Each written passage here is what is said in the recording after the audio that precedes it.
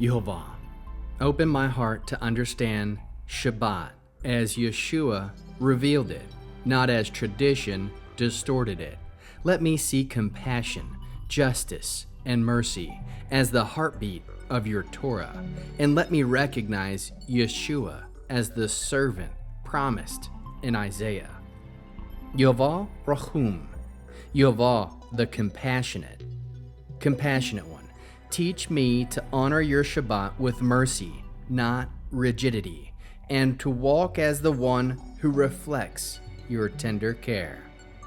Yehovah Rachum, holy, holy, holy.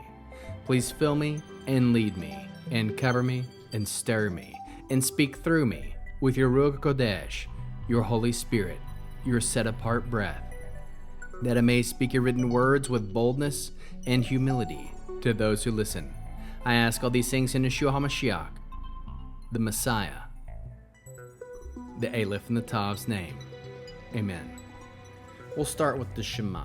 Listen and obey. Children of Yehovah, pay careful attention and respond.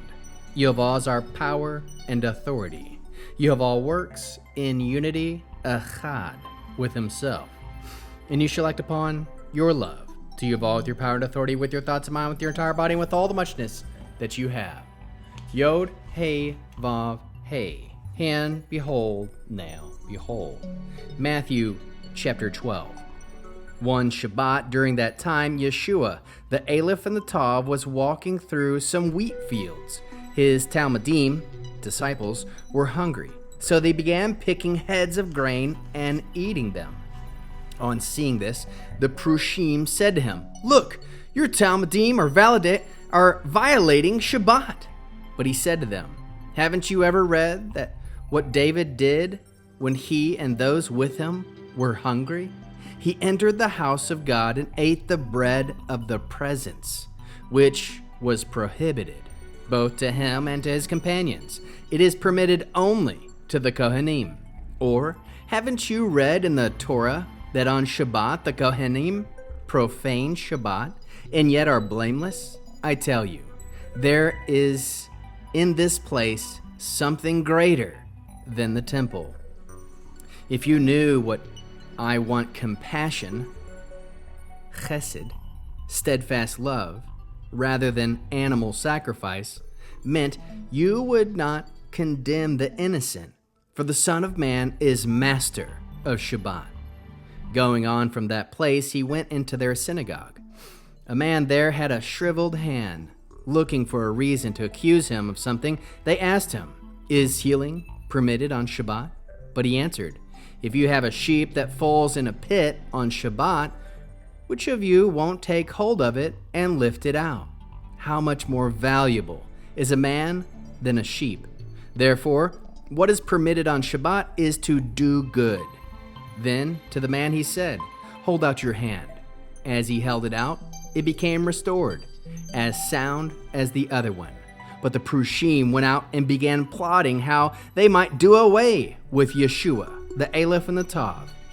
Aware of this, he left that area. Many people followed him, and he healed them all. He warned them not to make him known. This was to fulfill what had been spoken through Yeshayahu, the prophet. "Here is my servant, whom I have chosen, my beloved, with whom I am well pleased.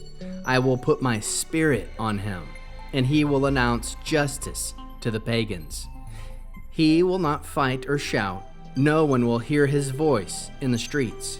He will not snap off a broken reed or snuff out a smoldering wick until he has brought justice to victory. Until he has brought justice through to victory. In him, the pagans will put their hope."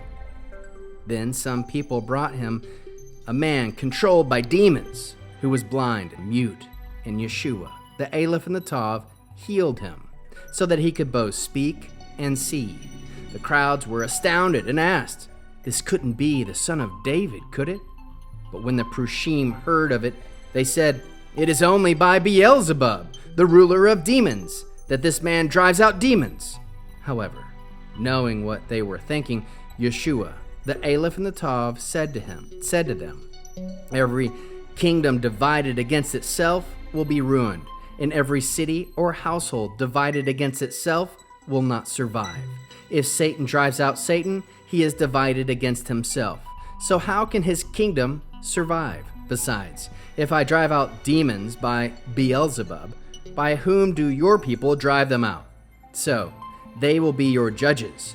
But if I drive out demons by the Spirit of God, then the kingdom of God has come upon you. Or again, how can someone break into a strong man's house and make off with his possessions unless he first ties up the strong man? After that, he can ransack the house. Those who are not with me are against me, and those who do not gather with me are scattering. Because of this, I tell you that people will be forgiven any sin and blasphemy, but blaspheming the Ruach HaKodesh, Holy Spirit, will not be forgiven. One can say something against the Son of Man and be forgiven, but whoever keeps on speaking against the Ruach HaKodesh will never be forgiven, neither in the Olam Haza nor in the Olam Haba. If you have a good tree, if you make a tree good, its fruit will be good. And if you make a tree bad, its fruit will be bad. For a tree is known by its fruit, you snakes. How can you who are evil say anything good? For the mouth speaks what overflows from the heart. The good person brings forth good things from his store of good. And the evil person brings forth evil things from his store of evil. Moreover, I tell you this, on the day of judgment, people will have to give an account of every careless word they have spoken. For by your own words you will be acquitted, and by your own words you will be condemned. At this, some of the Torah teachers said, Rabbi, we want to see a miraculous sign from you. He replied, a wicked and adulterous generation asks for a sign. No, none will be given to it but the sign of the prophet Jonah. For just as Jonah was 3 days and 3 nights in the belly of the sea monster, so will the Son of Man be 3 days and 3 nights in the depths of the earth. The people of Nineveh will stand up at the judgment with this generation and condemn it, for they turned from their sins to God when Jonah preached. But what is here now is greater than Jonah. The queen of the south will stand up at the judgment with this generation and condemn it, for she came from the ends of the earth to hear the wisdom of Shlomo. But what is here is now greater than Shlomo. When an unclean spirit comes out of a person, it travels through dry country seeking rest and does not find it. Then it says to itself, I will return to the house I left. When it arrives, it finds the house standing empty, swept clean, and put in order. Then it goes and takes with it 7 other spirits more evil than itself, and they come and live there. So that is the end of the person is worse off than he was before. This is how it will be for the wicked generation. He was still speaking to the crowd when his mother and brothers appeared outside, asking to walk with him. But to the one who had informed him, he replied, Who is my mother? Who are my brothers? Pointing to his Talmudim disciples, he said, Look, here are my mother and my brothers. Whoever does what my Father in heaven wants, that person is my brother and sister and mother. What is the Hebrew word that encapsulates this chapter? Rachamim, compassion, tender mercy. The compassionate heart and action Yehovah desires above sacrifice. Yeshua restores Shabbat by revealing its purpose: mercy over ritual, healing over hardness, life over legalism. Shabbat written Torah versus man-made tradition. Yeshua distinguishes between Torah, which protects life, tradition, which can choke compassion, Shabbat, which was made for mercy, not oppression. he quotes Hosea again, I desire compassion, not sacrifice, to show that true Shabbat aligns with the heart of Yehovah. How can we love Yehovah with our heart, soul, mind, and strength? We can love Yehovah by honoring Shabbat through compassion, not fear of man-made rules. Love Yehovah by recognizing Yeshua as the servant of Isaiah 42, who brings justice gently. Love Yehovah by trusting that mercy is the true fulfillment of Torah. How can we love our neighbors as we love ourselves and as Yeshua loves us? By choosing compassion over ritual when others are suffering. By valuing human need over rigid expectations. By healing, restoring, and lifting burdens, not adding new ones. How can we bear one another's burdens? By helping those wounded by religious tradition find Yehovah's compassion. By supporting the weary who need Yeshua's rest. By standing with those oppressed by demonic affliction, fear, or condemnation. What are the top 3 fruits of the Spirit found in this chapter? 1. Compassion, Rachamim. Healing on Shabbat reveals Yehovah's heart. 2. Justice, Mishpat. Isaiah 42, servant brings justice with gentleness. 3. Mercy, Chesed. Hosea 6 verse 6 defines what Yehovah truly desires. Here are some echoes of the Tanakh. Hosea 6 verse 6, I desire compassion, not sacrifice. Yeshua cites this to expose the danger of tradition replacing Torah. It becomes the interpretive key to the Shabbat controversies. Isaiah 42 verses 1 through 4, the servant of Yehovah, gentle, just, steadfast.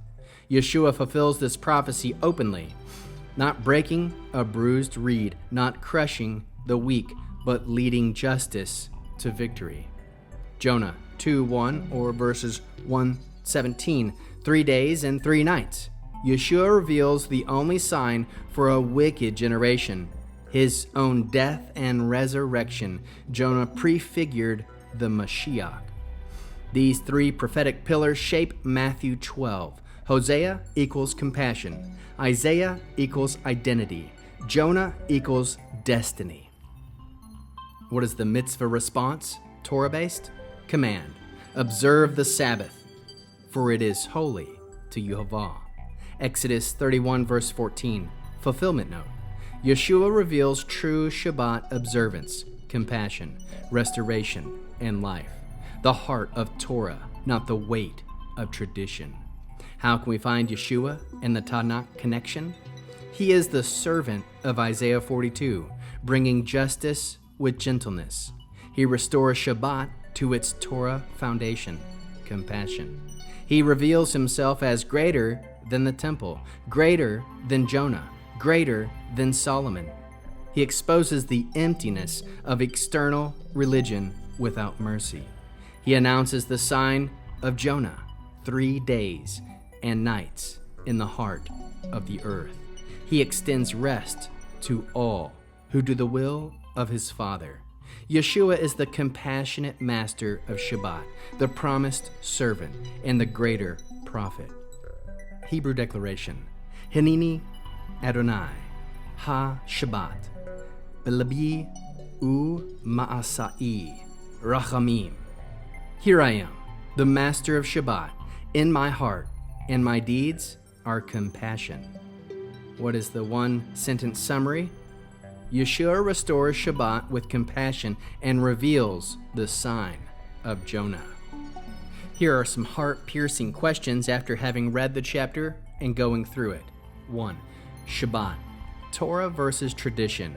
When you see Yeshua defending his disciples on Shabbat and healing the man with the withered hand, are you more disturbed when human rules are crossed or when human lives remain untouched, unhealed, and bound?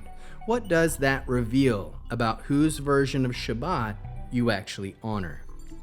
Another. Mercy over sacrifice, Hosea 6 verse 6.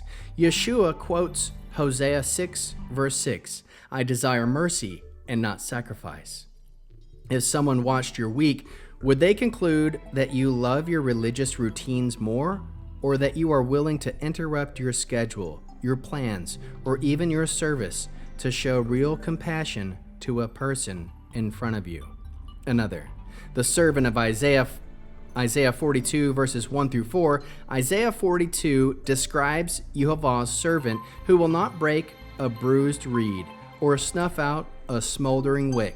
When you encounter bruised lives and smoldering faith, do your words and attitudes sound more like the gentle, steadying voice of that servant, or more like the harsh religious spirit that Yeshua confronted? Another, demanding signs but ignoring the cross, sign of Jonah. The scribes and Pharisees demanded a sign, and Yeshua pointed them to the sign of Jonah, 3 days and 3 nights in the heart of the earth. Are you still waiting for some new, impressive sign from heaven while living as the cross, the grave, and the resurrection are not enough to command your full repentance and obedience? Another, religious zeal versus alignment with Yeshua.